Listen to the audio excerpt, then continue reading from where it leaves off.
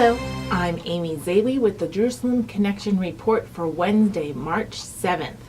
Hate speech and pocketbook politics. The University College of London, UCL, has an organization on campus called the UCL Friends of Palestine Society. Last year, at the invitation of many university students and faculty, a gentleman named Han Mezeg, a former IDF humanitarian officer, was invited to campus.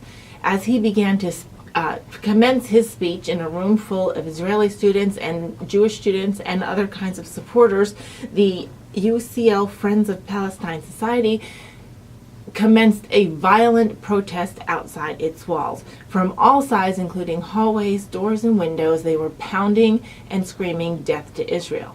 The situation got so volatile that the speech was cut short before it even really got started, and police had to escort both Han Mezeg and Israeli students and Jewish students and other supporters from the venue for fear of violent outrage.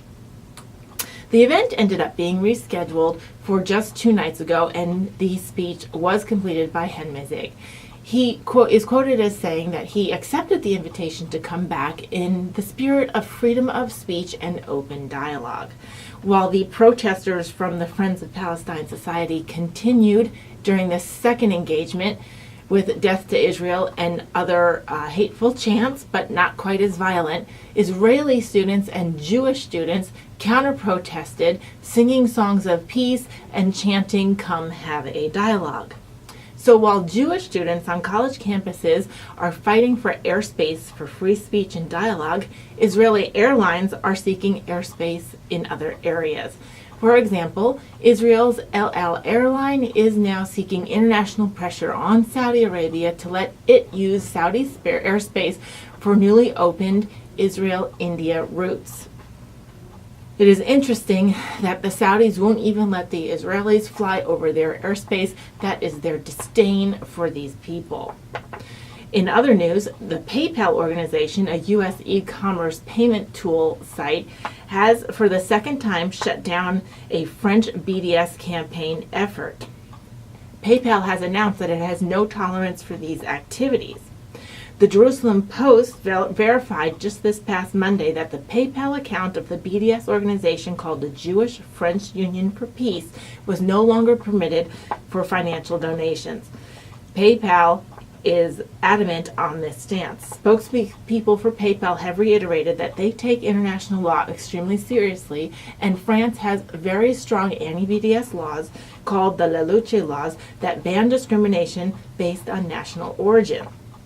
PayPal also closed in January the account of the French Palestinian Solidarity Society in response to an ongoing Jerusalem Post investigation into a series of funding streams for BDS organizations targeting Israel.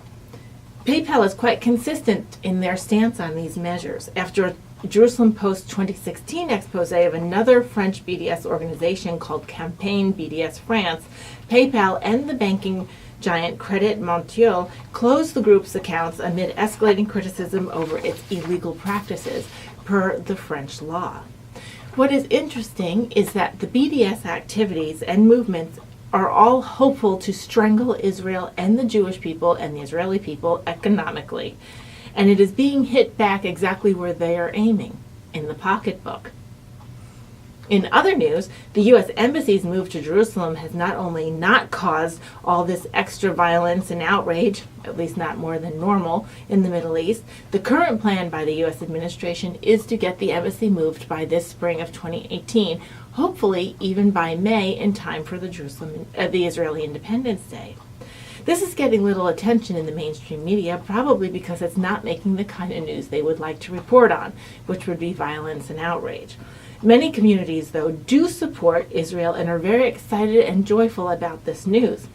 That said, I wonder what the economic outcome will be on locals in Jerusalem, locals of all origins, when the embassy is actually relocated.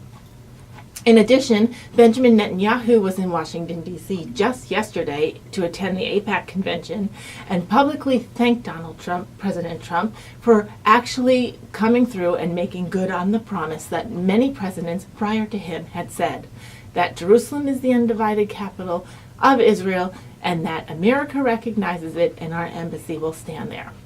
Benjamin Netanyahu noted that Donald Trump's name will be remembered and thanked by Israelis for generations to come for this recognition and this actual action. Shavua Tov. Have a great week.